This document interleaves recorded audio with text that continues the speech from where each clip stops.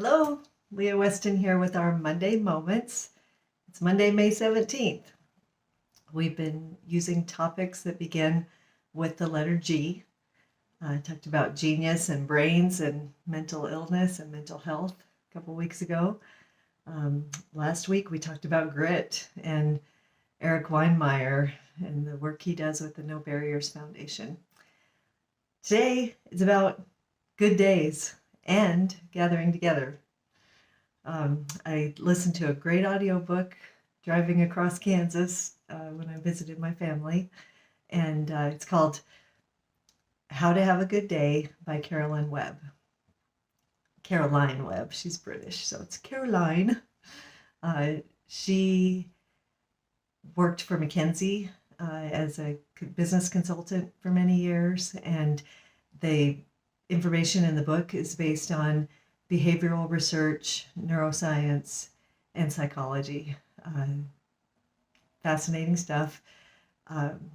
And I will post a 10-minute recap video that I found online, and it has a PDF with a one-pager, including a Venn diagram of some things we can do to set intentions for our day and how our brains are wired for that and the power of it. There's a quote that how we spend our days is, of course, how we spend our lives. That's by Annie Dillard. And when we go through our day without intention, the day takes on its own its own personality. So there are things that we can do, and the book really highlights the difference between defensive mode and discovery mode. It's our automatic. This is in parallel with a lot of the teachings of Dr. Joe Dispenza and Greg Braden and Bruce Lipton, where 95% of our thoughts are subconsciously driven. That's the automatic part. Caroline calls it deliberate or automatic. Can you believe only 5% of our thoughts and what we do are our conscious mind? And the other amazing fact is that in Western civilization, the vast majority of us are living in stress mode. And that's the fight or flight. That's the place where we're not being creative. We're in survival mode.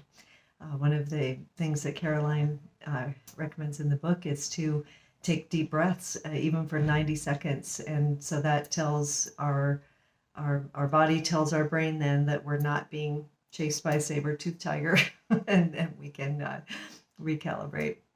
So I highly recommend the book. And if you don't have time to read the book, a little 10-minute video. And if there's no time for that, just check out the PDF that's included in the link. And then the gathering together part, my dance class, it's called D2G, Dance to Gather, and we've been remote and outside a little bit. Well, we did a 5-year anniversary party, and it felt great. If anyone watches This Is Us, I loved that vignette at the beginning of the last episode of Beth and her dance class, and showing how it was going before masks and COVID and the energy, and then showing people masked. It kind of gives me goosebumps, and then from there to remote. And Beth had like a dozen students, and then 6 students and 3 students. There are some things that the energy of being together, it just can't duplicate remote. I got into video conferencing almost 30 years ago because I was fascinated by being able to erase the time-space barrier. It was the little AT&T video phone that I started out with, and I just thought that was amazing. It worked over a POTS line, and you could get, a 3-inch screen and up to 15 frames per second video. It was cool with our class. It felt so great, or our party. And the thing is, though, that we had some technology going on. One of the things was Kes the band, one of the Trinidadian musicians that Erica, our founder of D2G, loves, her favorite. We were able to get a cameo for him to make a greeting. So it's cool to see artists being creative. Michael Fronte has been doing that too, where you can do a shout out, a little video. And back when they couldn't do concerts, because now we're coming to a place where concerts can happen again. It was neat though, because we had people joining by Zoom, a person in Lisbon, Portugal, people in Colorado Springs and up north. So this new world of having the choice, that we don't have to be virtual, we can have a choice is awesome. So I'm excited with the vaccinations and coming out of this pandemic that we can gather together. So thanks for listening. I appreciated talking with some people at our party that said they've seen these videos and are getting something out of them. The purpose is connection,